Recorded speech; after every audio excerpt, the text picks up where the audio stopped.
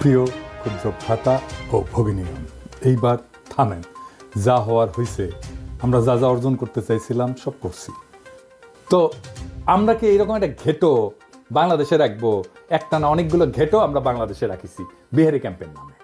ঢাকা শহরে ওই বাংলাদেশি ঘেটোতে থাকা বিহারিদের সবাইকে বাংলাদেশি পাসপোর্ট দিতে হবে, ভোটার তালিকায় তালিকাভুক্ত করতে হবে। 55 বছর হয়ে গেছে। সেই রাজধানীর মানুষকে রাতের বেলা ঘুমাইতে দিব না। শুনেন, ওর মুখেই শুনেন। আমাদের কথা স্পষ্ট, যেই রাজধানীতে আমাদের মানুষ শান্তিপূর্ণভাবে দিনে ঘুরতে পারবে না, চলতে পারবে না, সেই রাজধানীর মানুষ রাতে ঘুমাতে পারবে না।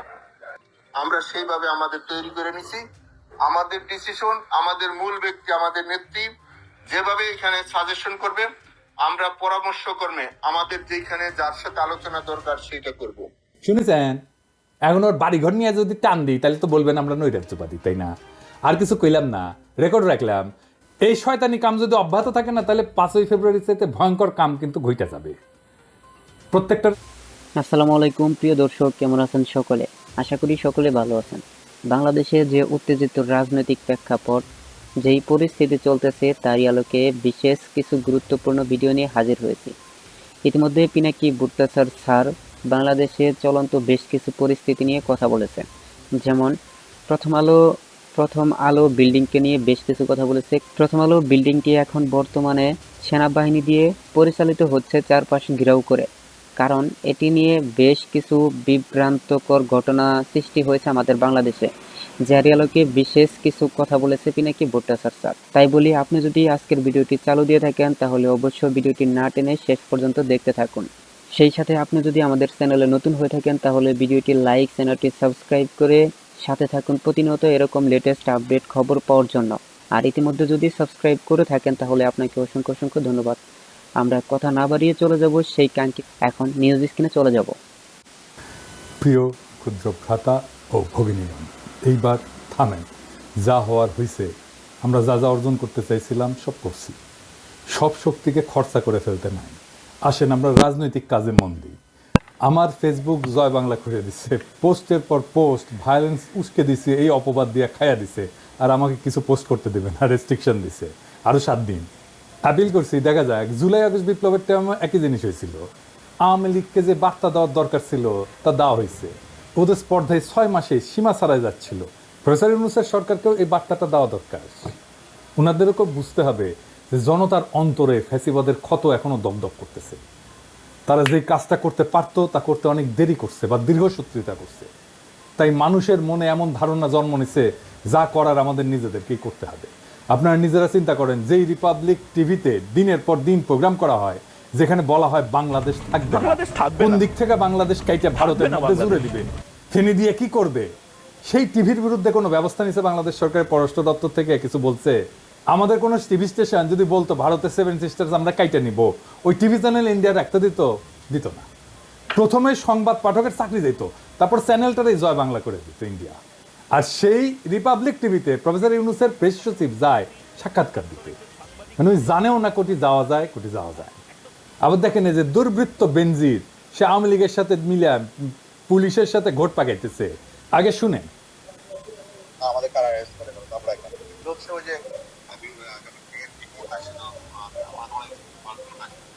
তারপরে আওয়ামী লীগের একটি ফোর্স এরশাদ সাহেবরা ক্ষমতা ছিল, তখন তো ওরা অনেক এনটি আওয়ামী লীগ লোকজন পুলিশে ঢুকাইছে, সেগুলোর সামনে নিয়ে আসছে, অনেক রয়ে গেছে, সেগুলোর সামনে আছে। আর এমনি জেনারেলি পুলিশের তারা খুবই হাইলি ডিমোরালাইজ, সম্পৃক্ত এই সরকারের উপরে, বিকজ এদেরকে খুন করে, এদেরকে হত্যা করে তো এরা ক্ষমতা আছে, এদের রক্তের মধ্যে ক্ষমতা আসছে। 427টা পুলিশ ফাঁড়ি, থানা এবং ফাঁড়ি অ্যাটাক করে, প্রেগনেন্ট পুড়িয়ে মারা হতো। তো এইগুলো তো এরা সহজভাবে নেয় না। লোয়ার র্যাঙ্ক, বিশেষ করে কনস্টেবল থেকে ইন্সপেক্টর, এদের একটা বিশাল অংশ খুবই আজ্ঞাবিত, এটা বলতে পারি। তাহলে ওই যে ওই প্রশ্ন, তাহলে আমাদের অ্যারেস্ট করে কেন, ধরে হচ্ছে ওই পার্টি। কারণ আপনারা জানেন যে এই আপনার এই 5 তারিখের পরে একটা বিশাল গ্রুপ, অফিসার গ্রুপ, তারা কর্মস্থল ত্যাগ করছে আর আসে না। আর তারপরে যেটা করেছে, 300-400 অফিসারকে এরা ডিউটি থেকে তুলে নিয়ে সংযুক্ত করে রাখছে, অকার্যকর জায়গা দিয়ে রাখছে। আবার একটা বিশাল সংখ্যক লোক অলরেডি চাকরি থেকে বের করে দিচ্ছে। আর এটা রিটায়ার্ড লোককে চাকরিতে নিয়ে আসছে। আর ওদের সময় যারা যে পেশাদের সময় বিএনপি ক্ষমতা ছিল একাধিক, বা ওদের সময় জিয়া রহমানের সময়, এদের তো অনেক লোকজন 80 দশকে যারা রিক্রুট হয়েছে তারা এখন চাকরিতে রয়ে গেছে অনেক। তো 90 দশকে যারা ঢুকছে তারা তো অনেক চাকরিতে রয়ে গেছে এখনো। তো সেইগুলোকে এরা সামনে নিয়ে আসছে। তো এই লোক এদের সংখ্যা খুব বেশি না। এবং যখন দেখবেন যে আপনারা সংগঠিত হবেন, আপনারা পুলিশকে আপনাদের সঙ্গে পাবেন, সন্দেহ আমার না। আর আমিও চেষ্টা করতেছি যারা এখন চাকরিতে আছে যোগাযোগ করার জন্য, একটা প্ল্যাটফর্ম করার জন্য। দেখা যাক যদি এটা করতে পারি, ইনশাল্লাহ আরো সুবিধা পাওয়া যাবে। Thank you. শুনেছেন বেনজিন নাকি অস্ট্রেলিয়ায় আছে, কই আছে খুঁজে বের করেন। আমেরিকান স্যাংশন পাওয়া দুর্বৃত্ত তো বন পোড়া হরিণের মতো উন্মাদের মতো ছুটে পালানোর কথা, ওই এত কিছু পরিকল্পনা করে এই ঘুটু করার কিভাবে টাইম পায়, ফুরসত কিভাবে পায়, সে কিভাবে কাজ করে, কোনো ভয় বা দুশ্চিন্তা আছে বলে তো মনে হচ্ছে না। সন্দেহভাজন পুলিশ অফিসার যারা আওয়ামী বেনিফিশিয়ারি ছিল তাদের মোবাইল ফোন জব্দ করে ফরেন্সিক করেন, দেখেন কাদের কাদের সাথে যোগাযোগ করছে বেনজিরের মধ্যেই, তাদের চিহ্নিত করেন। ইন্ডিয়া ধানমন্ডি 32 নম্বর ভাঙা নিয়ে বিবৃতি দেয়, এটা নাকি বাংলাদেশের ইতিহাস ঐতিহ্যের সাথে যুক্ত।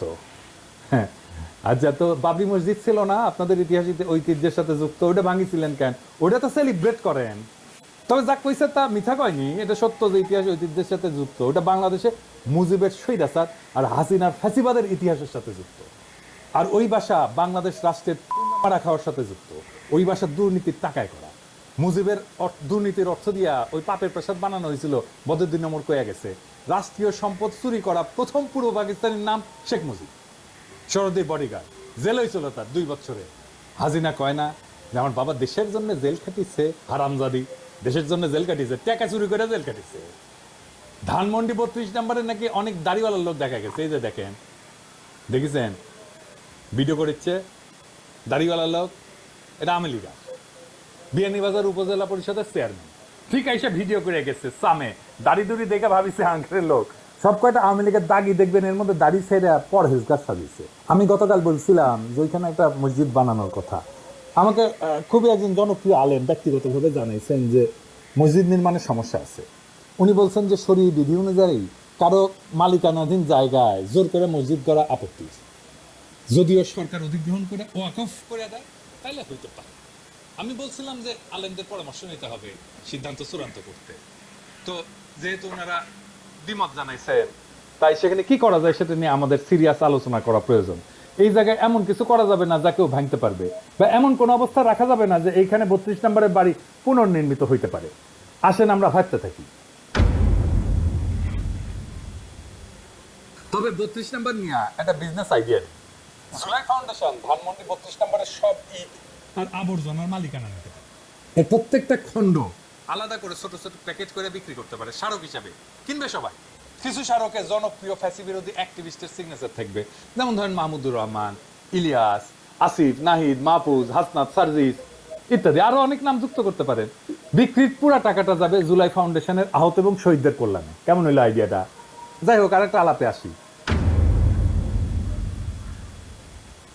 আমি জানতে পারছি নানা জায়গায় হিন্দু সম্প্রদায়ের উপরে ভয়ভীতি দেখানো হইতেছে, তাদের বাড়িঘর ব্যবসা প্রতিষ্ঠানে হামলার চেষ্টা চলতেছে। মেহরবানি করে এই কাজ করবেন না। কোনটা পলিটিক্যাল কাজ আর কোনটা ক্রিমিনাল কাজ, এই দুইটা আলাদা করতে পারতে হবে।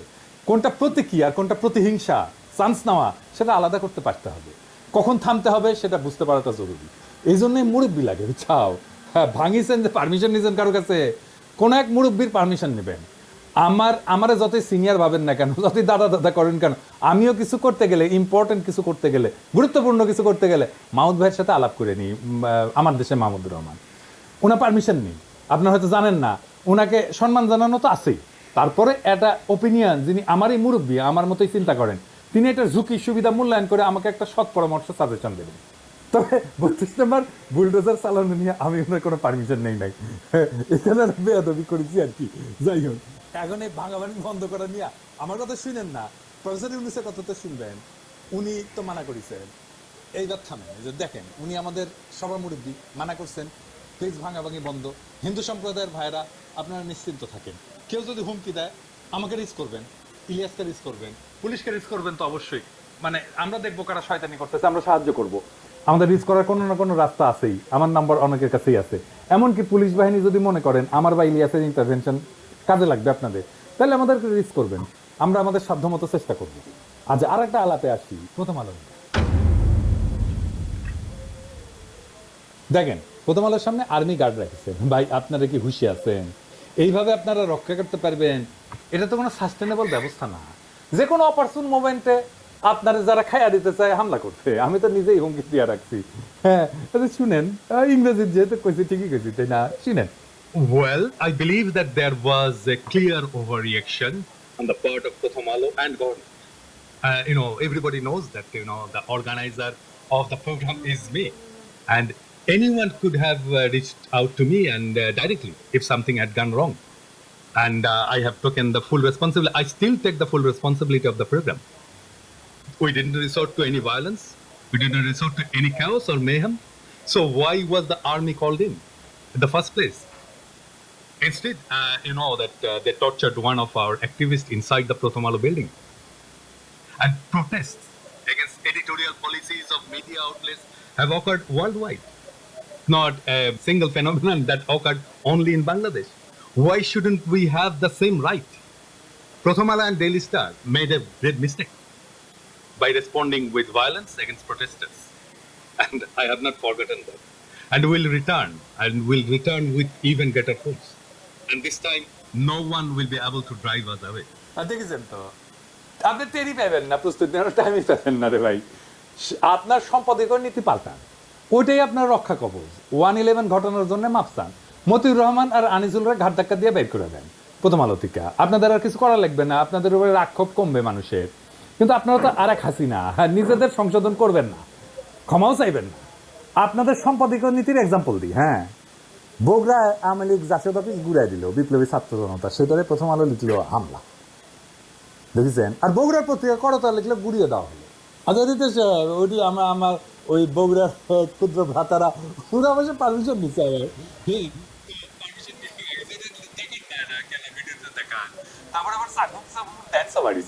দেখেছেন?